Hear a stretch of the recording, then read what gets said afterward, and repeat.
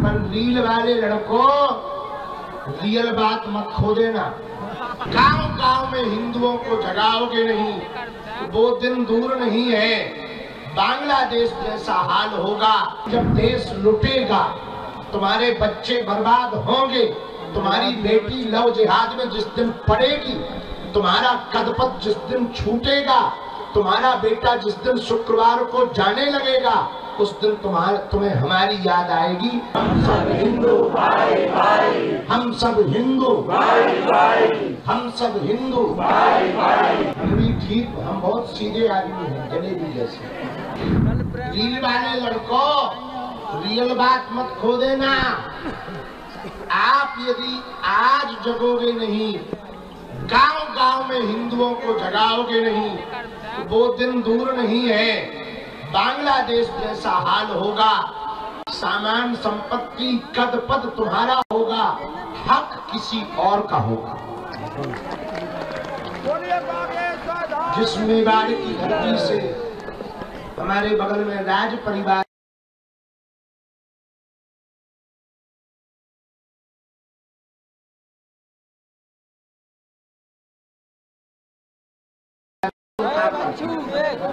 अनेक बार वीर गति पाई।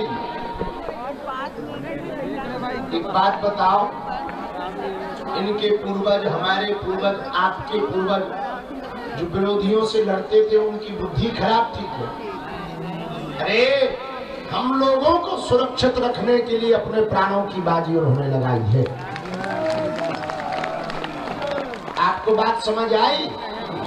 अपनी संस्कृति को बचाने के लिए वो लड़ते थे। आज यहूदी हैं, इजराइल है, यहूदियों का देश है इजराइल। आज इजराइल लड़ रहा है, क्यों? अपनी संस्कृति को बचाने के लिए। आज फ्रांस लड़ रहा है, क्यों? अपनी संस्कृति को। इंग्लैंड में अंदर ही अंदर अब वहां के मूल निवासी लड़ रहे हैं, क्यों?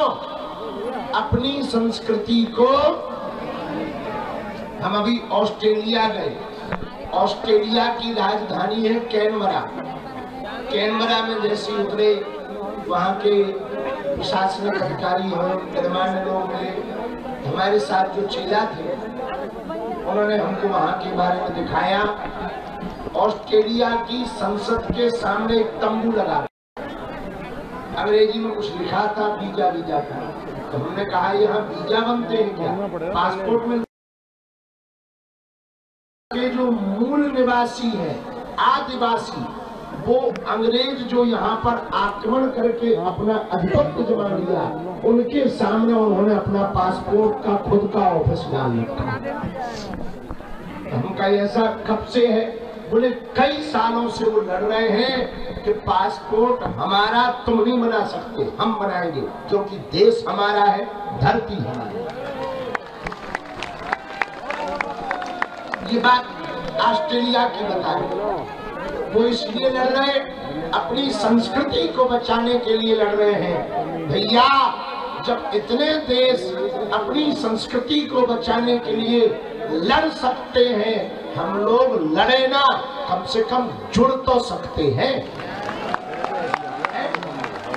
लड़ना नहीं है, पर जुड़ तो सकते हैं। ना हम इस्लाम के खिलाफ हैं, ना हम ईसाइयत के खिलाफ हैं, हम केवल हिंदुओं के पक्ष में हैं। हमारी ना मुसलमानों से बुराई है, ना ईसाइयों से बुराई है, ना उन्होंने हमारे बैल छोड़ रखे, ना हमको शौक चढ़ा है भैया, ना हमको पैदल चलने का शौक है, ना फोड़े फकोड़े पाने का शौक है, ना धूल खाने का शौक है। दिन भर में कम से कम 1 किलो खाए, रात भर खासो, हर बार कप में 8-8 ग्राम लगे। हमने तौली तो नहीं है, अंदाजा बता है। हाँ, नहाने जाओ तो ही हालत, ना नहाओ तो ही हालत, पैदल भी चलो तो ही हालत।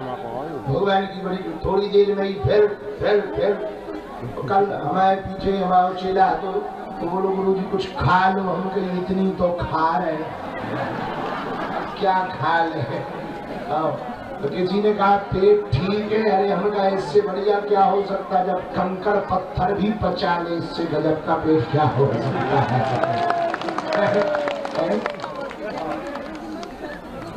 तो आप लोग अपनी संस्कृति को बचाने के लिए, बच्चों को बचाने के लिए ये पुरुषार्थ कर रहे हो। हमें भरोसा है आपकी मेहनत रंग लाएगी, हिंदू जगेगा और भारत हिंदू राष्ट्र होगा। हमारे तो जब तक तन में प्राण है तब तक हम पदयात्राएं करते रहेंगे। कोई हमारे साथ चले ना चले, हमें अपने चेलों पर भरोसा है। तो हमारे चेले भी हमारे साथ छोड़ देंगे तो भी हम चलेंगे, हमें अपने गुरुजी पर भरोसा है। बाढ़ में गया अकेले जाएंगे, आदमी अकेले 4 धाम जा सकता, हम पदयात्रा नहीं कर सकते, कर लेंगे। पर कम से कम जब देश लुटेगा, तुम्हारे बच्चे बर्बाद होंगे, तुम्हारी बेटी लव जिहाद में जिस दिन पड़ेगी, तुम्हारा कदपत जिस दिन छूटेगा, तुम्हारा बेटा जिस दिन शुक्रवार को जाने लगेगा, उस दिन तुम्हें हमारी याद आएगी कि काश गुरुजी का साथ दिया होता तो भारत हिंदू राष्ट्र बन गया। हाँ, इसमें अभी समय है पर कम है, समय है पर कम है, इसलिए अपनी संस्कृति को बचाओ। हिंदुओं एक हो जाओ, जात पात की करो विदाई, हम सब हिंदू भाई भाई, हम सब हिंदू भाई भाई, हम सब हिंदू भाई भाई। अंत में कल की यादें बता दें। कल बहुत अच्छा रहा, बल्लभगढ़ में कल खूब हल्ला मचा। जहाँ पे दोपहर के प्रवचन होने थे, बीच में ही भीड़ ज्यादा बढ़ गई, बैरिकेडिंग टूट गया, लोगों को कोई कष्ट ना पहुंचे तो हम बीच में ही खिसक गए। बाकी पूरे रास्ता भर आनंद आया। बीच सड़क पे कई बार चाय पी, भोजन भी हुआ। कल सुबह पूज्य श्री अनिरुद्धाचार्य जी आए थे। आज भी बहुत से संत आने वाले हैं, महापुरुष आने वाले हैं। कल हमको एक खबर बहुत अच्छी मिली। एक बालक 5 साल का है, नाम तो हम भूल गए। वो 5 साल का बालक पूरी पदयात्रा में सपाटे लगाते हुए जा रहा है। 150 किलोमीटर। मैं तो उनकी रोका, उल्टा रो रहा था। हम कहा रो क्यों रहे? बोले आप रोक क्यों रहे? उनका बेटा आयु कितनी है? बोले 5 साल।